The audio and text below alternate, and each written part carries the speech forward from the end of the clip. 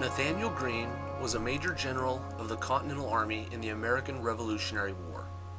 At the war's beginning, Greene was a militia private, the lowest rank possible. He emerged with a reputation as George Washington's most gifted and dependable officer. Nathanael was born on Forge Farm in the township of Warwick, Rhode Island, on August 7, 1742.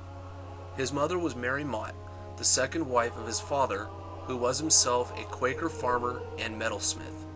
Despite his father's sect that discouraged literary accomplishments, Greene educated himself. His studies were quite varied, but his focus was on mathematics and law. The Reverend Ezra Stiles, who would later serve as president of Yale University, was a strong influence on young Nathanael's life. In 1770, at the age of 28, Greene moved to Coventry, Rhode Island, where his family owned a foundry. He took charge of the business shortly before his father's death. While in Coventry, he was the first to suggest the establishment of a public school, and in the same year he was elected as a member of the Rhode Island General Assembly. He was re-elected twice. As a historical note, it is debatable as to whether he did serve or not, as his personal papers do not mention this. In 1774, Nathanael married Catherine Littlefield Greene, who was born in 1755, 13 years his junior. She was amazingly loyal to Nathanael, joining him at his army headquarters whenever possible. And due to his involvement in the war, Catherine, also called Caddy, was forced to fill the role of both mother and father. And though she did live her whole life in the North, she left her family and friends behind to move to the South, along with her husband after the war. Caddy would later meet a young man named Eli Whitney, who would tutor her children and pursue his interest in inventions at her encouragement. A year later, he produced a model for the cotton gin. Nathanael and Caddy had 5 children. In August of 1774, 8 months after the Boston Tea Party, Greene helped organize a local militia chartered as the Kentish Guards. His involvement, however, was questioned because he had a pronounced limp. At this time, he began to purchase expensive books on military tactics, teaching himself the art of war. It has been speculated that his zeal for military service led to his expulsion from the Quakers a year before. In response to the Siege of Boston, which took place between April of 1775 and March of 1776, Greene was promoted from private to major general of the Rhode Island Army of Observation in May of 1775. A month later, he was appointed a brigadier general of the Continental Army by the Continental Congress. On August 9, 1776, Nathanael was promoted to major general and put in command of the troops on Long Island.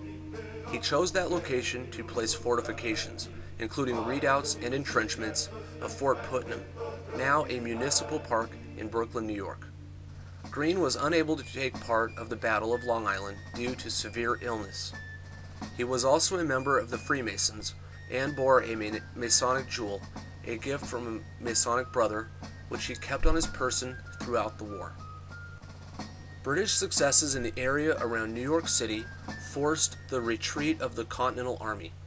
Greene was prominent among those who advised the retreat and went so far as to suggest the city be razed so as to keep it from being used by the British. He justified this policy of scorched earth due to the fact that the majority of property in New York was owned by Loyalists. George Washington agreed with Greene, but they were overruled by Congress. Greene was placed in command of Fort Lee on the New Jersey side of the Hudson River, and later he was also put in charge of Fort Washington on the other side of the river. George Washington initially ordered Greene to defend Fort Washington to the last, but later wrote to Greene to use his own discretion. To meet the advance of British General Howe, Greene reinforced Fort Washington. Nevertheless, both forts were lost, and Nathanael received the blame. Despite this, General Washington maintained his confidence in Greene and took the responsibility himself. At the Battle of Trenton, which occurred on December 26, 1776, the day after Washington's famous crossing of the Delaware, Nathanael commanded one of the two American columns that were involved in the engagement. The battle took place between the Continental Army and Hessian mercenaries hired by the British. After a brief skirmish, the entire Hessian force was captured with minimal losses to the Americans. The Battle of Trenton was a decisive victory for the fledgling American forces and greatly increased morale in the troops, which had been lagging. Within the Philadelphia campaign, Greene commanded a reserve force at the Battle of Brandywine. His command, however, was at Germantown, and his forces had further to march than those of John Sullivan. As a result, Greene and his soldiers arrived late in the battle. This, according to Greene, was sure to cost him the trust of Washington. However, his troops distinguished themselves at the battle and maintained Greene's reputation. On March 2nd of 1778, while headquartered at Valley Forge, Washington sent an urgent message to Greene requesting his acceptance as the quartermaster general. Greene accepted the post with the understanding that he would retain the right to command troops in the field. Despite the difficulties of the position, Washington heartily approved of Greene's management. In August of 1778, Greene and Marquis de Lafayette, a French military officer, commanded the land forces in the Battle of Rhode Island. The expedition proved unsuccessful. While the American and French forces retreated, the British achieved a strategic victory. Nathanael Greene resigned as the quartermaster general in August of 1780 after a long and bitter struggle with Congress over how to supply the army. Congress expected the individual states to provide the necessary equipment, which was not effective due to the fact that the federal government held little to no authority over the states. A month later, he oversaw the trial of Major John Andre, a British spy who assisted Benedict Arnold's attempted surrender of the fort at West Point, New York. Andre was hanged as a result. While the Revolutionary War as a whole was a mixture of success and failure, the military leaders appointed by Congress in the South were all failures. Robert Howe had lost Savannah, Georgia, followed by the loss of Charleston, South Carolina, by Benjamin Lincoln. These defeats were shadowed on August 16, 1780, when a British force attacked Horatio Gates' army, which broke and ran in wild confusion. These misfortunes ended the American Southern Army as a cohesive fighting force and made the way clear for Charles Cornwallis, a prominent British general, to gather Southern loyalists and take the war to Virginia. When Gates' successor was to be chosen, Congress left the decision solely to Washington. With no hesitation, Washington wrote to Nathanael Greene at West Point, "It is my wish to appoint you." The Congress approved the appointment and gave Greene command over all troops from Delaware to Georgia with extraordinary full powers. This effectively made Greene the second in command of the entire Continental Army. He took command at Charlotte, North Carolina on December 2, 1780. Greene's lieutenant commander was appointed to Brigadier General Isaac Huger of the South Carolina Continentals. He was one of the dependable leaders in the state. Nathanael took command of an army in disarray. The men were weakened and poorly equipped, along with the unpleasant truth that they were facing a superior force under Cornwallis. With his past education regarding military strategy, Greene made the decision to split his forces, thereby forcing the British to do the same. This tactic shifted the balance of power away from pitched battle, in which the British were superior, to a more dynamic field where strategic interplay would prove more important. On October 7, 1780, the Battle of Kings Mountain took place. The battle was a decisive victory for the Americans under then Colonel William Campbell, with 100% of the British forces there either killed or taken captive. A similar victory was achieved at Cowpens with a new strategy led by General Daniel Morgan in January of 1781. These successes, however, did not affect the forces under Cornwallis so much as limited his ability to gain new recruits. With nearly 1,000 prisoners, Morgan began a strategic retreat north until he was joined by Greene on the Catawba River. There, a force of Patriot militia fought a small engagement against Cornwallis's troops. On February 9, 1781, Nathanael convened a meeting with his senior officers at the Guilford Courthouse in present-day Greensboro, North Carolina, putting the question forward whether or not to give battle. It was then voted to avoid engagements with the British for the time being and to continue retreating north, gathering more forces along the way. The following day, Greene wrote to Patrick Henry, "If it is possible for you to call forth 1,500 volunteers and march them immediately to my assistance, the British Army will be exposed to a very critical and dangerous situation." At this time, Greene formed a special unit of light cavalry and infantry with the intent of covering the main army's retreat.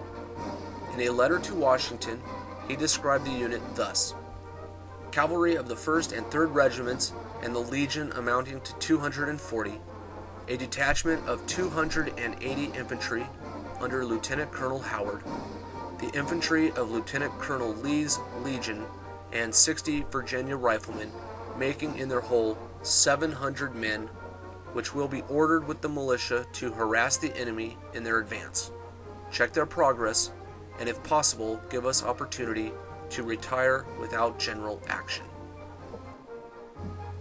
With the British Army not far behind, Greene led his soldiers at a quick pace north towards the Dan River in Virginia.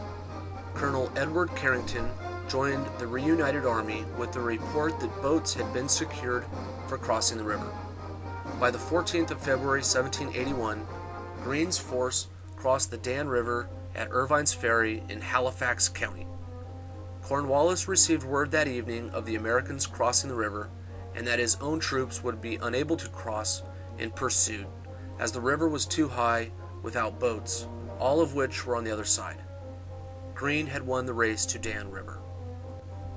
In a letter to General John Butler, Nathanael wrote, "I have some expectation of collecting a force sufficient in this county to enable me to act offensively and in turn race Lord Cornwallis as he has done me." Greene decided to recross the river after only a week's encampment at Halifax Courthouse, after he received sufficient promises and reports of help on the way. Greene recrossed the river and began a pursuit of Cornwallis.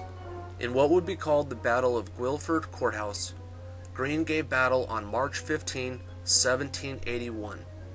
A force of 1,900 British troops under Cornwallis defeated the American force of 4,000 troops. However, the victory came at such a high cost to the British that it was not considered a victory. 3 days later, Cornwallis withdrew towards Wilmington, North Carolina. General Greene's leadership and strategic prowess were again illustrated in the next few weeks.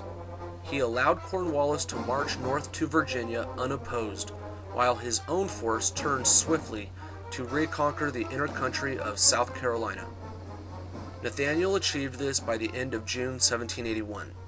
He then gave his men a 6 weeks' rest on the hills of the Santee River. On September 8, 1781, Greene engaged the British at Eutaw Springs with a force of 2,600.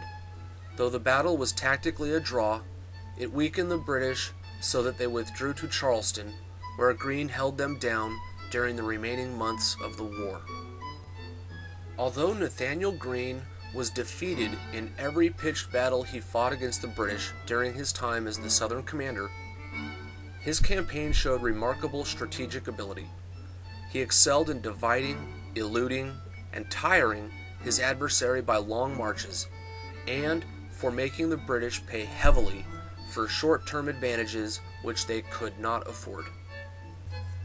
General Greene's success came about with the assistance of several subordinates, including the Polish engineer Thaddeus Kosciuszko, along with cavalry officers Henry Light Horse Harry Lee and William Washington. After the war, North and South Carolina, along with Georgia, voted Greene liberal grants of lands and money. These he sold to meet bills for the rations of his Southern army.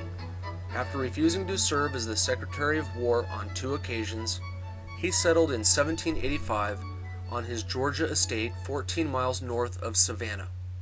On June 19, 1786, Nathanael Greene died of sunstroke.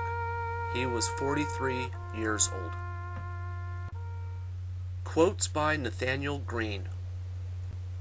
I am determined to defend my rights and maintain my freedom, or sell my life in the attempt. I wish we could sell them another hill at the same price we did Bunker Hill. We are soldiers who devote ourselves to arms not for the invasion of other countries, but for the defense of our own, not for the gratification of our private interests, but for public security. Learning is not virtue, but the means to bring us in acquaintance with it. Integrity without knowledge is weak and useless, and knowledge without integrity is dangerous and dreadful. Let these be your motives to action through life: the relief of the distressed, the detection of frauds, the defeat of oppression, and diffusion of happiness.